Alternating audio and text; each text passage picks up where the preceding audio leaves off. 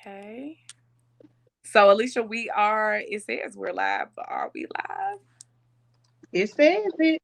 Okay, so we must be live. So hey, Alicia. So let me go ahead and set this thing on up. Okay, so I'm going to get a little bit of before we go into the interview, you guys. Hey, it's Dear Shamika. I have our special guest, Alicia Johnson, and our subject for today is I survived domestic violence. So before we even go into the interview, Alicia, can you give us a little backstory of just your childhood, what it was like growing up, and do you come from a two-parent household? Um, I'm the oldest of three. However, I am spoiled rotten. I came from a great home. Came Uh-huh. from yes, I had a two-parent household. He wasn't my biological father, but he was just a father in the same right. He came into my life at 6. So he's my dad. So life is good. Life was good. Okay. Okay. So before you met your abuser, you had a good childhood. There was no trauma. You didn't deal with things like that. So I mean, you I said think what? I think in some aspect we all have trauma, but it's just the little nitpicking school kind of things. But I wasn't abused or anything like that. Hmm. Hmm. Have a pinch of school issues, but not nothing to the effect that led me to the life that I ended up in. Mm. So let's fast forward to the year you met your abuser or the day and time. Like, how did you guys meet? At the time, there was this thing called Chatline, I remember that. Right. and you just hopped on the phone, made up crazy names, and met random people, Kind of and like that Facebook. yeah, just like Facebook, and that was basically it. It was a over the phone thing, and exchanging of a number, and that's where it all stemmed from, the freaking chat line. I'm sorry for laughing. So, how did he get you? Like, was he charismatic? Like, what about him drew you to him? I have no idea. I guess the interest that he showed uh, Hmm. really piqued my interest. I was 17, 16, 17, just being innocent, I guess, and someone showed interest in me, and I'm like, okay, well, I'm gonna show interest in you. So that's where it all stemmed from. It was just, I don't know, Hmm. And looking you for said you were 17. How old was he? 22.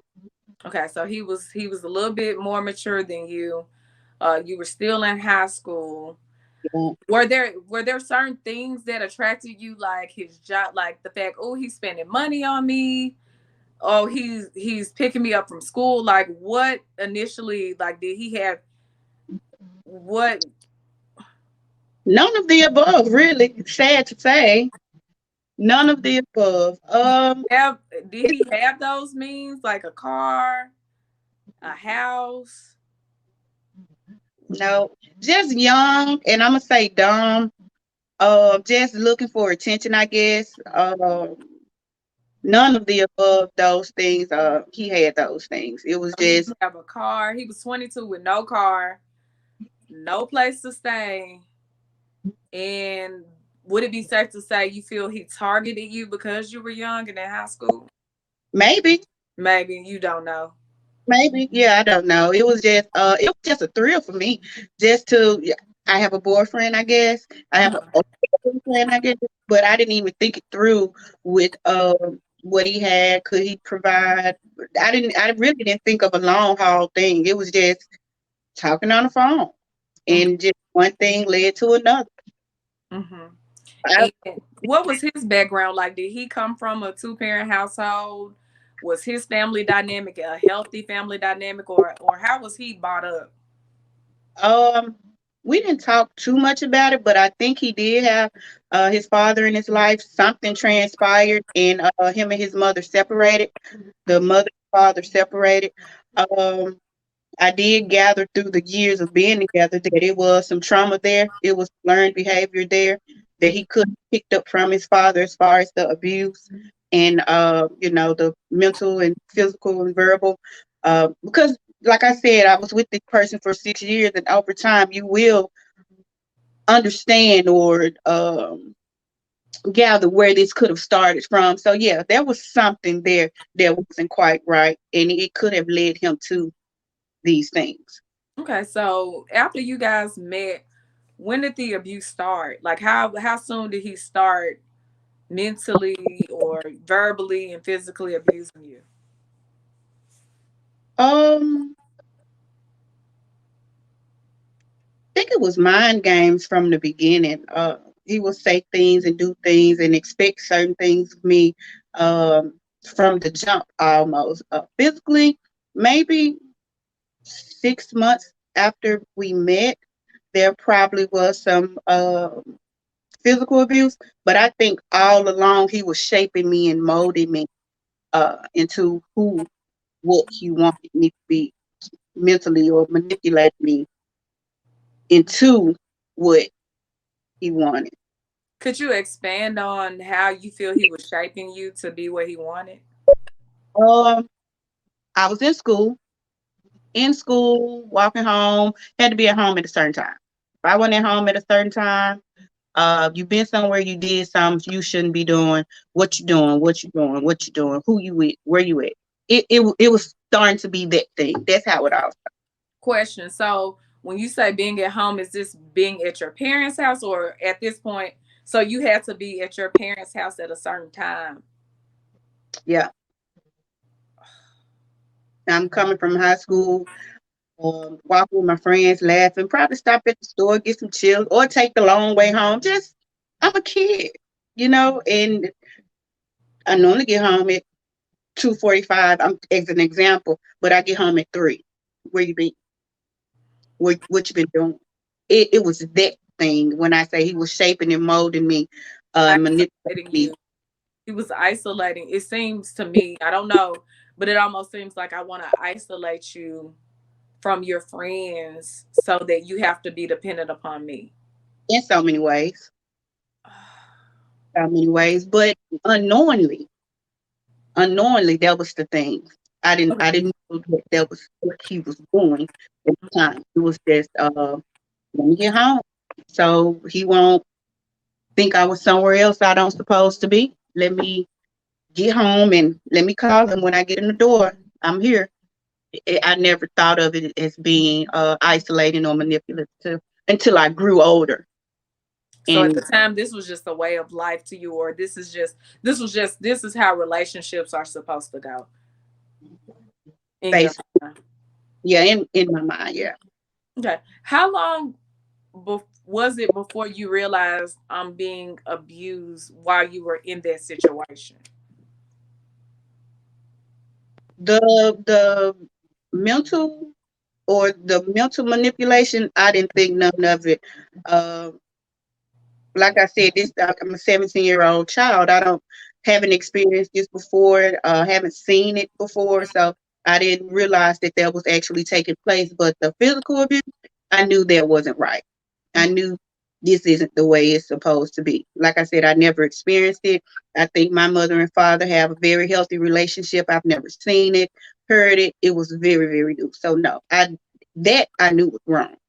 But the other part of me getting home on time and calling, and that I didn't know. Okay, I hate to take you back, but I just want to go back in time. Could you walk me through a day of living with an abuser? Like what was a bad day and what was a good day? Can we say walking on eggshells? It was like walking on eggshells. You don't know what would trigger this person. You don't know uh you being cordial to someone in the grocery store by saying thank you or excuse me, or even your smile will trigger this person, and then it's just on from there. It was just walking on eggshells, just all out anxiety at all times. Don't look at me, don't talk to me, because you don't know what that trigger will be. It's So you just were afraid to. So let's say greeting a person in the grocery store, a male, you couldn't say hey to the male or smile at them because then you're flirting. basically. So I got to look down. So Or did it? yeah, no eye contact, no smile. For years, I did not smile because I think I have a beautiful smile, and he didn't like it, so I did not smile. He didn't want anyone to feel you, or he didn't want anyone. He didn't want to feel like ah. Yeah, or that being me being flirty or something to that effect. I don't know. I don't know. So I just head straight forward. I wouldn't speak, greet, nothing. Just wherever I go, I'm in and out quickly. Back home, it was just eggshells, walking on eggshells. Because you were nervous because you didn't know Never knew the what to trigger. expect. So Never. let's say you were, because I'm sure before he actually started acting like this, you did speak and greet people and smile. What would his reaction be if you were to greet and smile and things like that? Like what would that look like? You might get a look. You might get a look, and it'll be like a death stare. Like I'm gonna get you. Or if he was wild enough, he would, react. Hey Then man, like in the air while you were there. yeah. He'll say some crazy, hey man, you can have her. All off of a thank you for holding the door for me or something like that. Yeah, it was nuts. Hindsight, it was nuts. I don't even yeah, it was crazy. So not only was it mental, it seems like it was it was embarrassment as well because you have to worry about if I speak to this person, even if he doesn't uh do react right now, or even if he doesn't hit me when we get home, he's gonna embarrass me in front of people. So I don't even want the embarrassment. Right.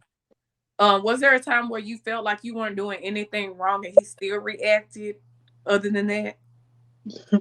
Oh yeah, I didn't think I did anything wrong. I think I was a pretty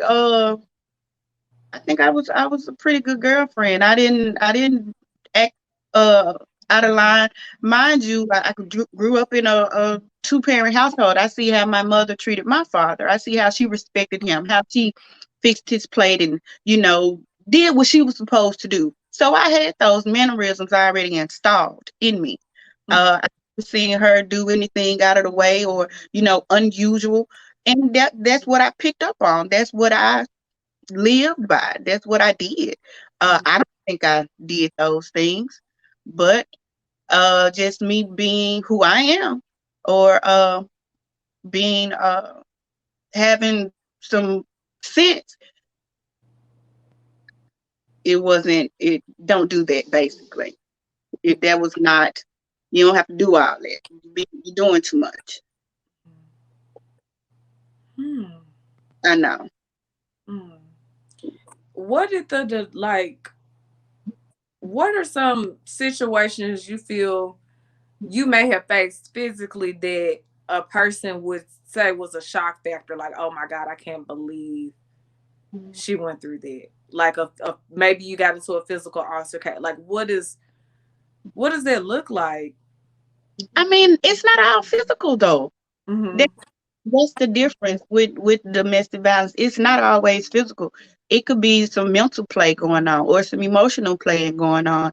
Um, that I'll never be anything. I'll never have anybody. I uh, don't nobody want you for but me. All of that is it's not always physical. So now I'm bruised and hurt, but now I'm bruised and hurt mentally as well. I'm bruised and hurt emotionally as well.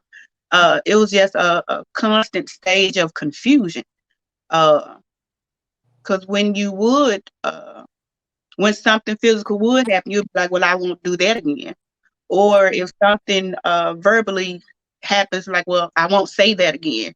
Or, I won't go there anymore. I won't stay as long anymore. It was just, you never knew what you were going to get. And that's where the eggshells and the, walking light came from. Mm-hmm. Yeah. Wow. For Yeah. 5 years of just mental, emotional, and physical abuse. Yes. Did anyone know that you were going through this? Like, did anyone who you were around know to the capacity of what you were going through? Scared. It wasn't nothing that, you go to work and say, "Oh, last night was a long night." No, you handle yourself accordingly. Number one, it's embarrassing uh, to live that way. So no, you will try to hide it as much as possible. But people have been in similar situations. They know. Mm-hmm. So, it was getting to the point I had to tell my mom. I had to tell my mom, if anything happened to me, this is what happened. Mm-hmm. I wrote up papers. If anything happened to me, my son cannot go to him. I was just trying to protect myself and my son as much as I could until I got out of the situation. So I will divulge some information to people close to me so they will know, or a little bit of encouragement, or just some strength that Mm-hmm. I can pull for myself. But not too many people know. Mm-hmm. Not too many people know. Mm-hmm. But Yeah. like I said, I didn't tell too many people, but people know you have mannerisms. As a survivor, I notice young ladies now that may be in a similar situation, because I know the signs. I know the look down, the look aways, the shut mouth, the extra makeup under the eye. You know, but no, I didn't tell anyone. Wow. Because like just being a norm, someone who hasn't went through it, the extra, that's something I wouldn't even necessarily pay attention to. Yeah, The it's something. It's definitely the quiet. That's the most quiet thing. Uh, that's is domestic violence. Just the quietest killer, the silent killer, Mhm, because you kill too many people. It's embarrassing. How can you say the person I love or my child's father is doing me the way he doing me? mhm. And I'll And ask this question because a lot of people don't understand. Like, what are some of the reasons a person would stay in a domestically abusive situation? fear, because I don't know about anyone else, but the threats are crazy, and you never know if he's going to go, act on his threats. So the threats: if you leave me, I'll do this, or you can leave, but you can't take your children. So I'm definitely not going to leave my child with you. So I'll stay. Or what if you have a lot of children? Mhm, People will help you for so long, but after a while, you need to go home. So it was just that thing of the uncertainty of how to maneuver myself out of this situation. Uh, Financially, how can I move myself out of this situation? I have no money. I have nowhere to go. This is home. So it's just the throw off of this is life, until it's just get to the point where you don't care about anything. The day that I left with the clothes on my back, and I was very happy that I did. I didn't need nothing. I didn't want nothing. It was just let me free. Let me be free. And that was enough for me. But sometimes you can get in your own way and be like, I can't, because I don't have this. I didn't care about nothing. I just stepped out and I was gone. But sometimes you have to think about, well, my children gotta eat. He knows where I work. He knows where they go to school. You think about so many things that sometimes you think it's easier to stay, and it's not. But that's just the situation. You think it's kind of easier, just let me stay, and it'll get better. But it, most of the time, it won't. it doesn't get better. Mhm. Walk us through the day. So you said you did decide to leave. Could you walk us through the day when you decided to leave? Like, what was going through your head? Was it a sporadic situation where you just decided on a whim, or did you kind of plan in your head how to leave? I didn't plan anything. It was just a regular day. It was a regular day. Um, and for whatever reason, we got to argue. Well, he got to arguing with me in the car, and he was a big guy, and he was just kicking the dashboard like a crazy person, just kicking the dashboard. I had my 6-year-old son in the back seat, and just as calm as the not arguing, he asked for some chips. Son, his daddy's acting a whole nut in the front of the car, kicking the dashboard, and my 6-year-old son calmly asked for some chips. And it was a switch in my mind. It totally flipped. It just flipped. And I said, this isn't good. This is his normal. And I knew I cannot have this for him. This is normal behavior for him. In that instant, um, I knew where I was. I always, wherever we go, because you never know what's going to trigger this person. So I always know where I am. I'm aware of my surroundings. And on this particular day, I was near uh, a family friend's job, and she knew of the situation. So because we talked, because she were in a similar situation, and everything was going on. I was aware of my surroundings, and I looked to see if she was at work. She was at work. I swiftly pulled into her job, walked in her building, and I did this. And that was it. That was it. I, she said security, because he came in after me. He's still acting the fool. He came in after me, and the the security said he had to go. And she said, "Where is Terrence, my son?" And I said, "He's in the car," because I didn't even grab him. I was just trying to just get out, and you know. And she said, "Get him. He got to go." And that was it. It was so unplanned. It was so unplanned. But my son having it tone, "Mommy, I want some chips," and the actions that was going on just less than a foot away from him, it wasn't right. And at this point, it's gonna be either me or my son. And I chose us. I didn't care about nothing. I didn't care about nothing at all. He took the car, he went back home, and I fell off the map. I totally disappeared. But it's because I had a great support system as well that allowed me to disappear. I think a lot of people lack their support. I'm sorry. Yeah, And I'm listening. Go ahead. I'm sorry. that's a. I That's mean, it's a lot. a lot. Like, your love for your son freed you from a very violent situation, Absolutely. and you are still alive. It could have went so many different ways. And Yeah, a lot of people turn a blind eye because people don't want to get involved in people's business because they're scared if I do help, what if she go back to him? So a lot of people, even bystanders, will turn a blind eye to domestic abuse. So right. the support system, Yes, yes. My support system was amazing. I never got judged. Number one. Wait a minute. it's okay. I never got judged. Never. Hmm. Never. It was just open arms and I'm here. That was it. That was it. I think people lack support Hmm. because people don't want to get involved. Hmm. Because you will go.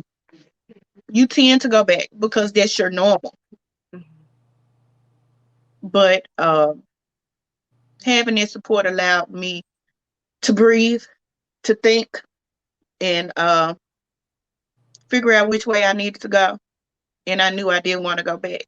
And that person allowed me that time to gain that confidence. It was amazing. Yeah, it was just perfect. And when all of that happened, like instantly, a weight lifted, like 200 pounds lifted off of my shoulders instantly. And I knew this was what I needed to do. And I knew that I wasn't going back because I could breathe again, literally.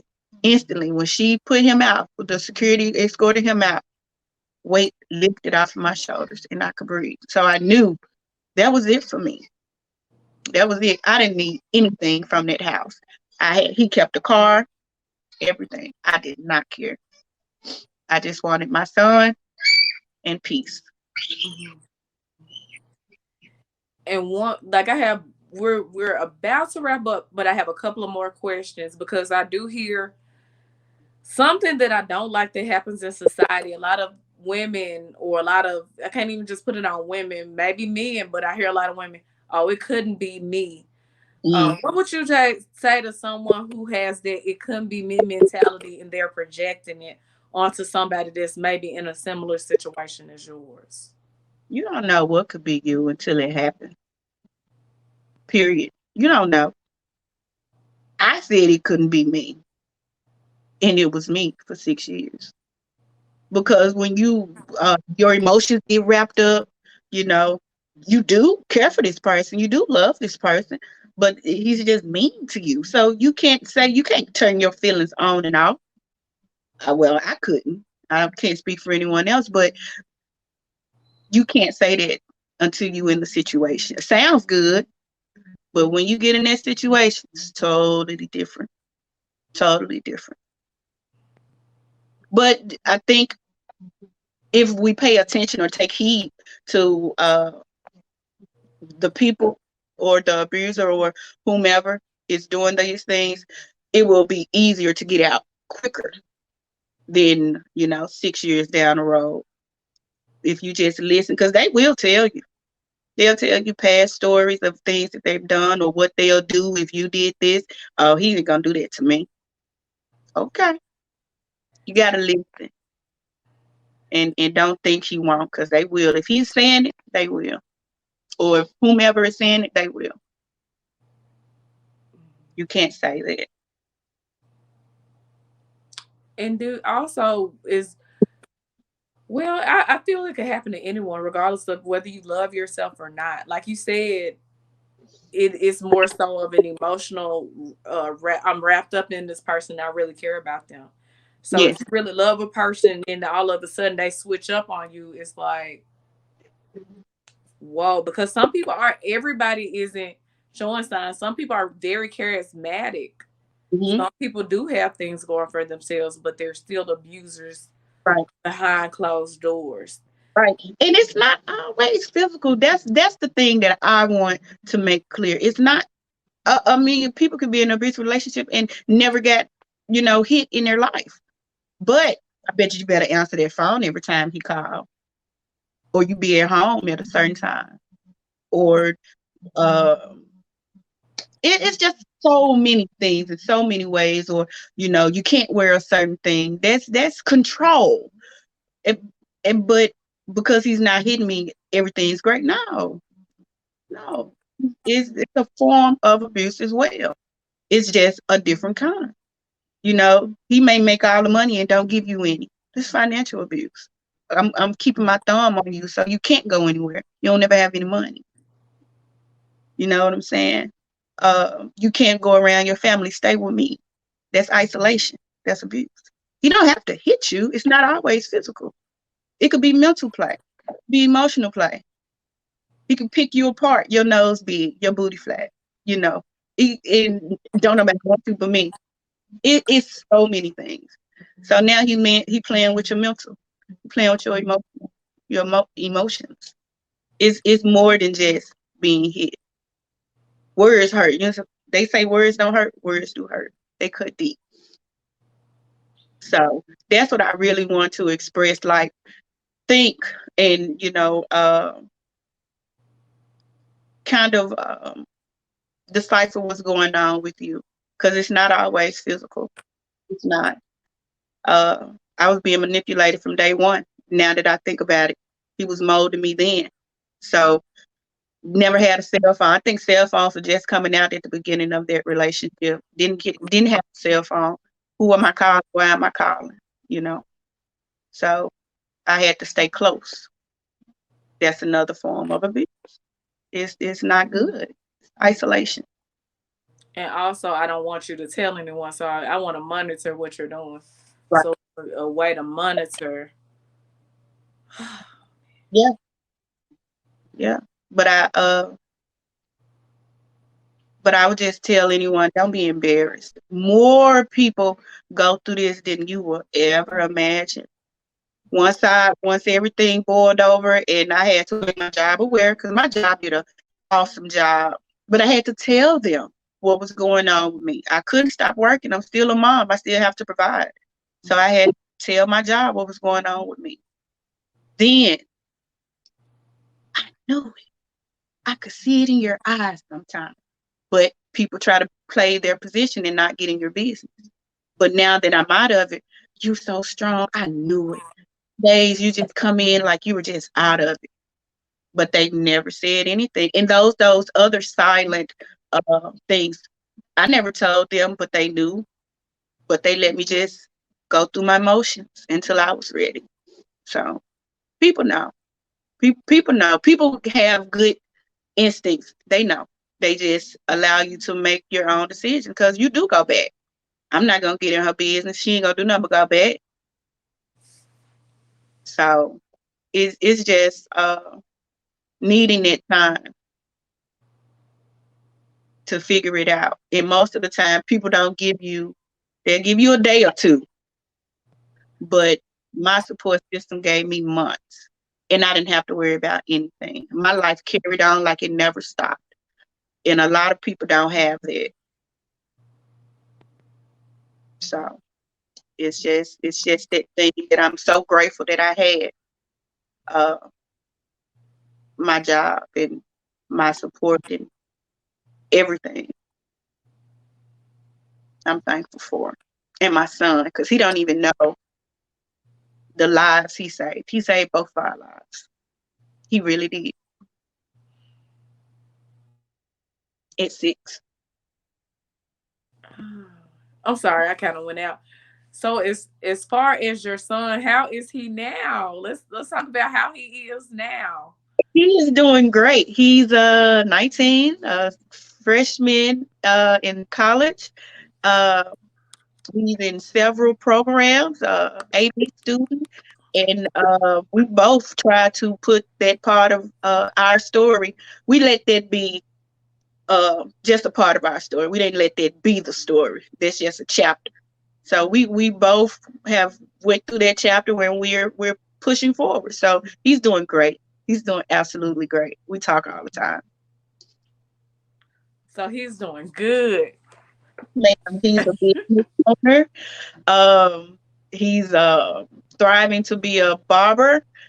Um, he's joined NAACP in school. He's a president, not a president. He's affiliated with so many things. He's a motivational speaker as well because it wasn't just me going through that situation. He also went through the situation. He probably didn't get the trauma I received, but he lived it. He was in the house. So you can imagine the things he probably went through on his own. So that's just that's just what it is. He suffered as well. And I'm so thankful that we were both able to get out. He has his own story. Oh well, That's another thing that parents who suffer domestic violence, we think we're helping the children by staying because we want to be a big happy family and they have their father, but they're suffering just as much. They hear it. They want to save their mother or their father because men get abused too, believe it or not. Um, but they don't know how and they can't. They so small. Uh, so they have their own thing that they deal with as well. And I think If we would figure that out, we could save our children, because it is a learned behavior. And I think that's what triggered me to say I had to go, because I refused for him to be like this person. I did not. I just could not imagine me allowing my son to be like this person. So we got out. Easier said than done, but we did it. I ain't never said it was easy. This was the person I cared about, but it was necessary.